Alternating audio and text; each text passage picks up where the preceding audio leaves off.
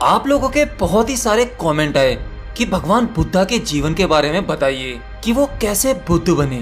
दरअसल भगवान बुद्ध एक छोटे से राज्य के राजकुमार थे और जन्म से ही उनका नाम बुद्ध नहीं था।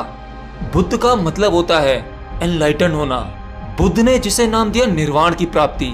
असल में उनका नाम था गौतम सिद्धार्थ।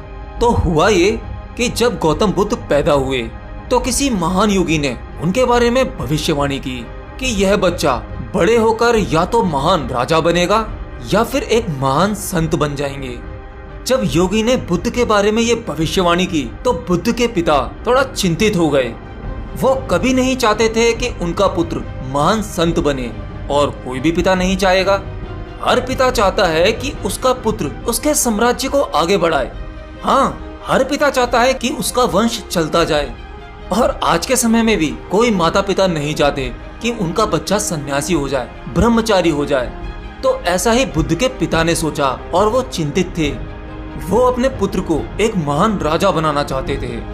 योगी की भविष्यवाणी सुनकर उन्होंने एक फैसला किया कि वो अपने पुत्र को किसी भी दुख से दूर रखेंगे, क्योंकि दुख और समाज की पीड़ा से ऊब कर ही इंसान सन्यासी बनने की सोचता है।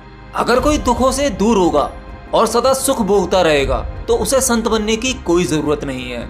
आप लोग अपने जीवन में भी देखो, अगर कोई व्यक्ति अपनी पत्नी से बहुत ज्यादा दुखी है तो वो सन्यासी बनने की सोचता है। क्यों, है ना? अगर आपको लगता है कि आप जीवन में असफल रहेंगे, कभी सफल नहीं हो पाएंगे, तो आप सोचते हैं कि मेरे पास एक ही रास्ता है, मैं सन्यासी बन जाऊं।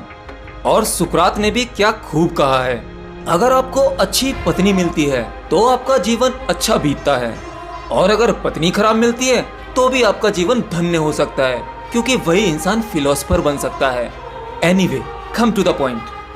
तो भगवान बुद्ध के पिता ने उन्हें पूरे सुख में रखा। उनके चारों तरफ खुशियां ही खुशियां थीं, और शायद यही उन्होंने गलती कर दी, क्योंकि मनुष्य दुख से इतना नहीं ऊबता जितना सुख से ऊब जाता है। उनके आसपास हर सुख सुविधा उपलब्ध थी। जब गौतम 19 साल के हुए तब उनके पिता ने उनकी शादी नगर की सबसे सुंदर स्त्री से कर दी। उनका पालन पोषण एक सामाजिक तौर पर नहीं हुआ था।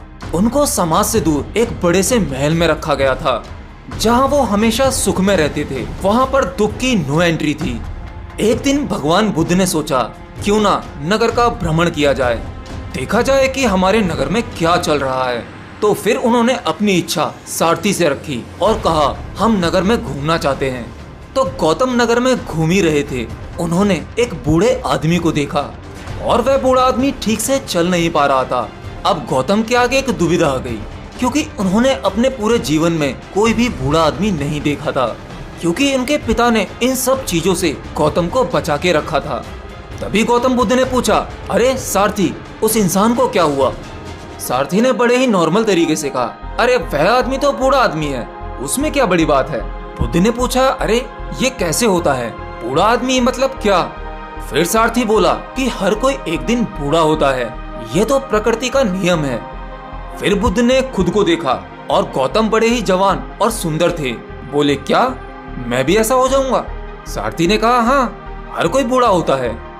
अब गौतम के लिए ये अलग ही तरह का एहसास था कि मैं भी एक दिन ऐसा हो जाऊंगा, मुझे भी ऐसे ही चलना पड़ेगा। फिर वे आगे बढ़े और उन्होंने एक और आदमी को देखा जो सड़क के किनारे लेटा हुआ था, और वो बहुत ही बीमार था। इतना वह उठ भी नहीं पा रहा था, काफी तकलीफ से चिल्ला रहा था। फिर गौतम बोले, अरे रुको, इस व्यक्ति को क्या हुआ, ये इतना चिल्ला क्यों रहा है? सारथी ने कहा कि यह व्यक्ति तो बीमार है, ये किसी रोग की वजह से पीड़ा में है। बुद्ध बोले, इसका क्या मतलब है?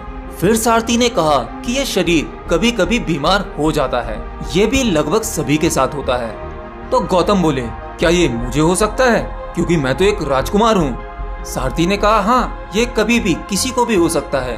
और गौतम फिर से अपनी तुलना उस व्यक्ति से करने लगे, अरे ऐसा मुझे भी हो सकता है। गौतम इन दोनों ही घटना को देखकर काफी परेशान हो चुके थे और वो आगे बढ़े। फिर आखिर में उन्होंने एक शव यात्रा देखी। कुछ लोग एक आदमी का शव लेकर जा रहे थे। अब बुद्ध ने बोला, इस आदमी को क्या हुआ जो लेटा हुआ है, जिसे 4 आदमी अपने कंधे पर उठाकर ले जा रहे हैं? सारथी ने कहा कि यह व्यक्ति तो मर गया है। फिर गौतम बोले, ये मरना क्या होता है, इसका क्या मतलब होता है? सारथी ने कहा कि ये सबको होता है, इससे कोई नहीं बच सकता, एक दिन सबको मरना ही पड़ता है।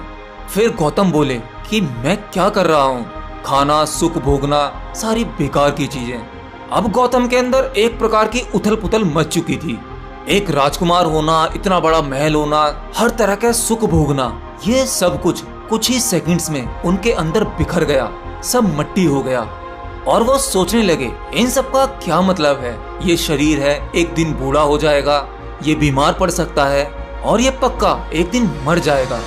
गौतम बुद्ध के एक बच्चा हो चुका था जिसका नाम राहुल था। उन्होंने अपनी प्यारी पत्नी और सुंदर बच्चे की तरफ देखा।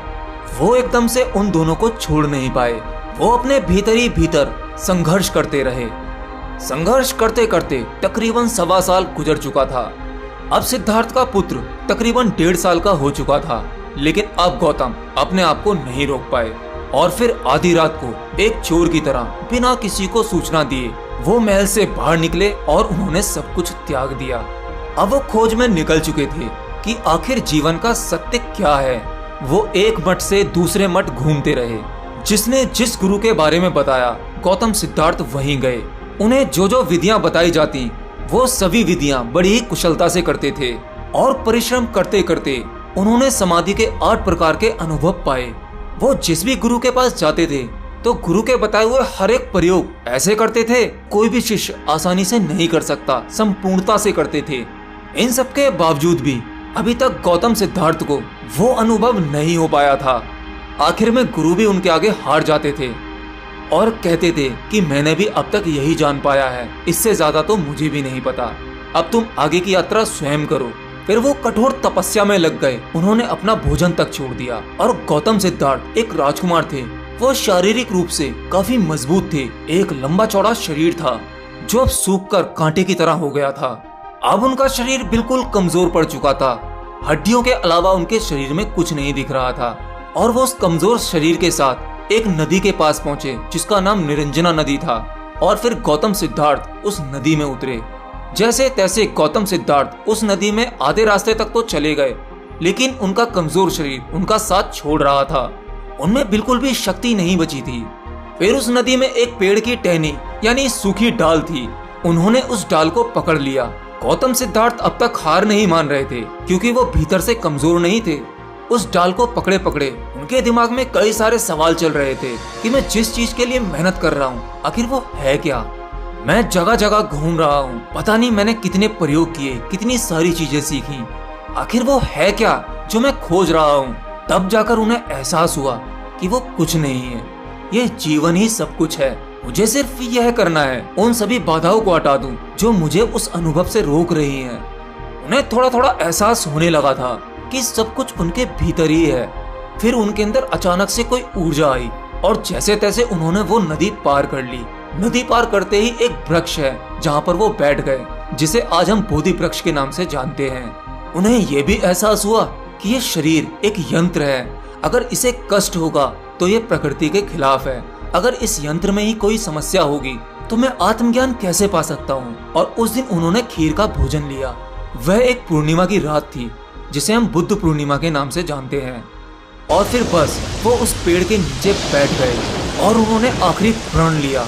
इस संकल्प के साथ बैठे, इस अस्तित्व की प्रकृति को या तो मुझे अभी जानना है या मैं यहीं बैठे बैठे अपना शरीर छोड़ दूंगा। जब तक मैं इसे जान नहीं जाता मैं यहाँ से नहीं उठूंगा, अपनी आंखें नहीं खोलूंगा।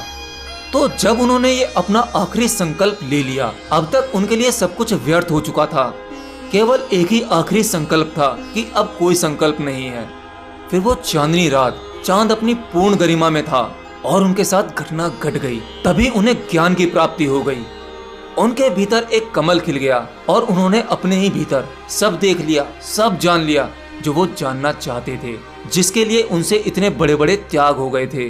ज्ञान प्राप्त होने के बाद अब गौतम सिद्धार्थ नहीं रहे थे, अब वो बुद्ध हो गए थे। और अपने इस अनुभव को लेकर वो उठे और चल पड़े। तभी उन्होंने अपने उन साथियों को देखा जो उनके साथ खोज में निकले थे। तकरीबन 5 शिष्य उनके साथ थे। उन सबने बुद्ध को देखा। उनके चेहरे पर एक अलग ही तेज था। देख पा रहे थे कि अब गौतम बुद्ध कुछ अलग ही तरह के दिख रहे हैं। उनके चेहरे पे कुछ अलग ही चमक है। तो इस तरह से गौतम सिद्धार्थ बने गौतम बुद्ध। वैसे भगवान बुद्ध के जीवन से संबंधित बहुत प्यारी प्यारी घटनाएं हैं। अगर आप लोग चाहोगे तो उन सभी घटनाओं को एक एक करके मैं अपनी वीडियो के जरिए आप लोगों को बताता रहूंगा। आप मुझे कमेंट बॉक्स में अपनी राय बता सकते हैं। तो हो सकता है कि ये कहानी आपने एक बार जरूर सुनी होगी कि भगवान बुद्ध को ज्ञान की प्राप्ति कैसे हुई, लेकिन फिर भी मेरे मुंह से मेरी वॉइस में ये वीडियो कैसा लगा मुझे बताना जरूर कमेंट बॉक्स में। तो मिलते हैं किसी अगली वीडियो में नई जानकारी के साथ। तब तक के लिए बाय बाय।